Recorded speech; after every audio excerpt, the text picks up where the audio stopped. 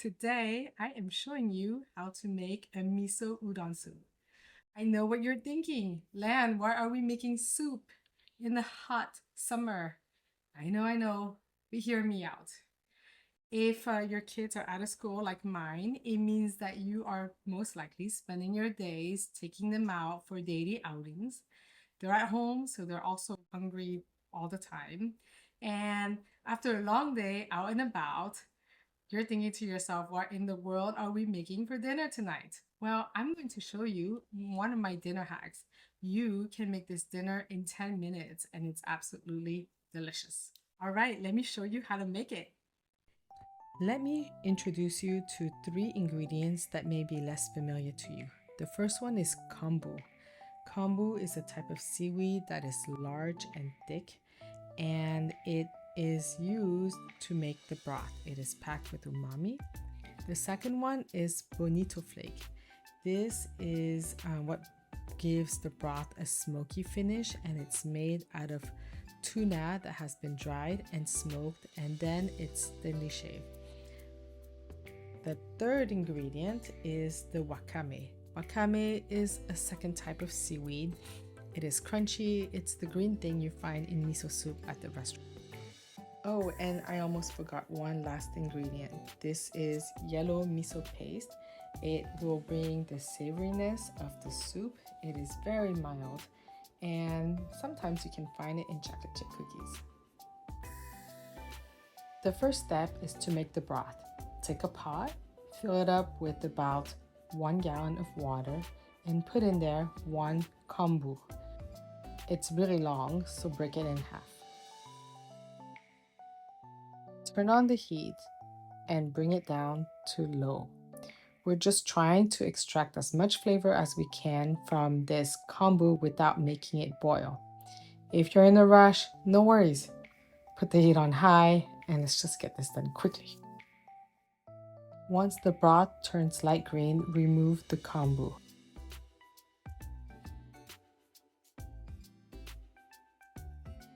Now put a strainer over the pot and add the shaved bonito flakes.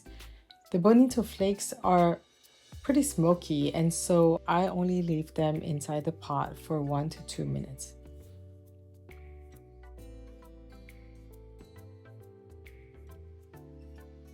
After 2 minutes, remove the bonito flakes. Increase the heat and let this boil. To make the udon noodles, boil some water and drop in the frozen noodles directly in it.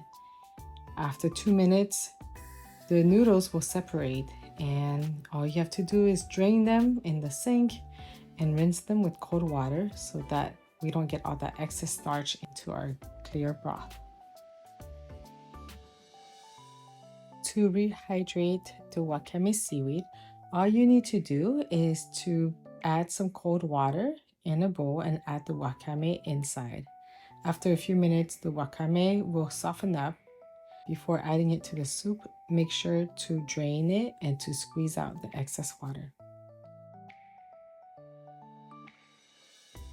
It's time to assemble. I always make a large amount of broth to freeze or to keep in the refrigerator for those last-minute meals.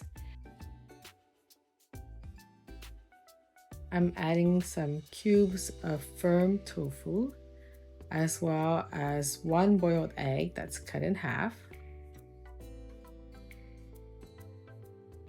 Have 1 tablespoon of miso paste. Miso paste is a little hard to dissolve, and so what I like to do is to take a ladle, add a little bit of broth inside, put in my miso paste, and swirl until it's dissolved and pour everything back into the pot. You can cook this, but try to avoid boiling it so that you don't kill the good cultures from the miso. In a bowl which has some drained udon noodles as well as drained wakame, add the broth. Make sure to add in some of your tofu and your boiled eggs, and your dinner is ready. I'm going to get my perfect bite of tofu slash noodles.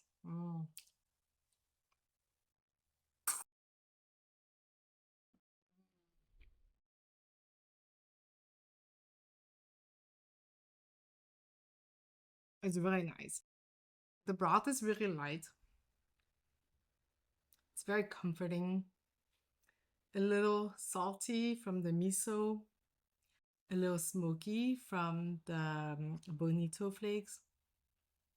And then, there's fun things to find in there. It's like a tide point. You find a piece of tofu, you can find some seaweed. Sometimes I put a dried shrimp in there. My son really loves that. Bon appetit.